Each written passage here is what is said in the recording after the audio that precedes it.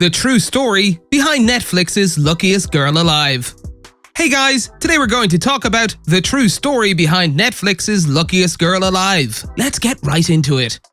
Netflix's latest original film, Luckiest Girl Alive, has become yet another smash hit.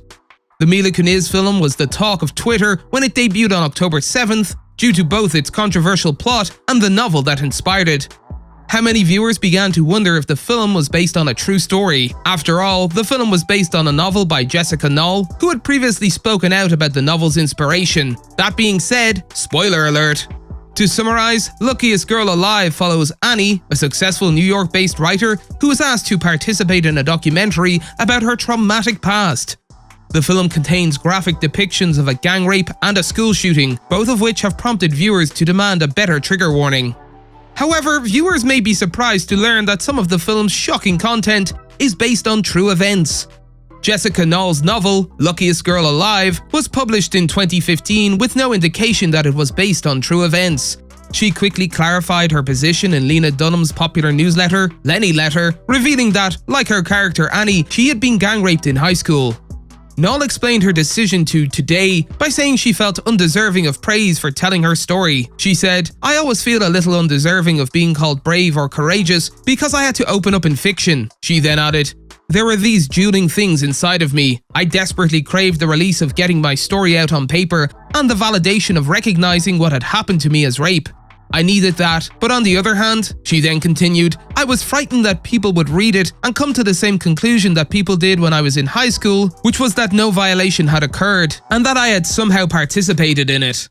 However, author Jessica Knoll, who also wrote the screenplay for the film, has clarified that the school shooting depicted in both pieces of art is fictitious, and while Knoll was in high school at the time of the Columbine High School massacre, that wasn't the reason she included a fictional one in her book. In the movie, Annie recites one section of Knoll's piece when she confronts Dean. "My anger is like carbon monoxide. It's odorless, tasteless, colorless, and completely toxic."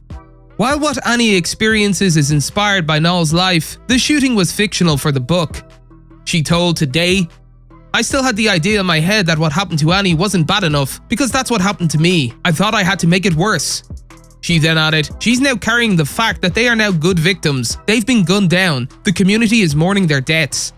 Then on top of it, Dean does something good and powerful with what happened to him. It becomes even harder for her to come forward. Dean, one of Annie's assailants, is paralyzed in the school shooting and runs for Senate as a gun control activist in the story. Overall, Knoll believes the film has assisted her in confronting her own trauma. She said, "I think I normalize what happened to me so that I can live with it." She said, "Then when you see it, you're like, oh, there's no rationalizing here. I don't need to minimize this. This was really bad." Like Jessica Knoll did in real life, Annie is able to tell her truth when she gets a job at the New York Times Magazine and publishes an essay about her experience as Knoll did. This was not in the original book, so the movie ends differently. Knoll told EW, "It's very meta that it's a fictional story, a fictional character, but there are even more elements that are inspired by my real life." She then added, "I like that we looked at the year that followed me writing the book and writing my essay and the reaction to it and going on a TV show to talk about it.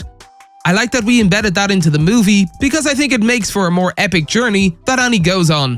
Kunis is aware that the ending, which depicts Annie on the subway watching people read her story before confronting someone who criticizes her on the street, may be controversial, but that's part of the reason they did it. She said, "It's not cookie cutter, and not everyone experiences this movie the same way. So many people had such a different experience while watching the same piece of content, including the ending." She then added, "A lot of people didn't like it, but I fought so hard for it to stay in. I'm really glad that we won this fight because it's so powerful." Annie's choice to marry a man who resembles the privileged high school students who traumatized her seems strange. Still, by the end of the film, that choice makes more sense. No one believed she was a victim, and she believes that having the upper class's wealth and status will give her credibility. Luke, the lacrosse captain of Nantucket, has the credentials to restore Annie's reputation. Nonetheless, as Annie's past infiltrates her present, the two grow further apart throughout the film. With the release of a documentary revisiting the tragic school shooting, Annie is forced to control the truth of her trauma, including meeting the surviving rapist, who has become a public figure due to his survival story. Annie is struggling to keep up appearances in Luke's perfect world, with so much of her terrible past creeping back into her mind. That's all for today, and we'll be sure to catch you all in the next one.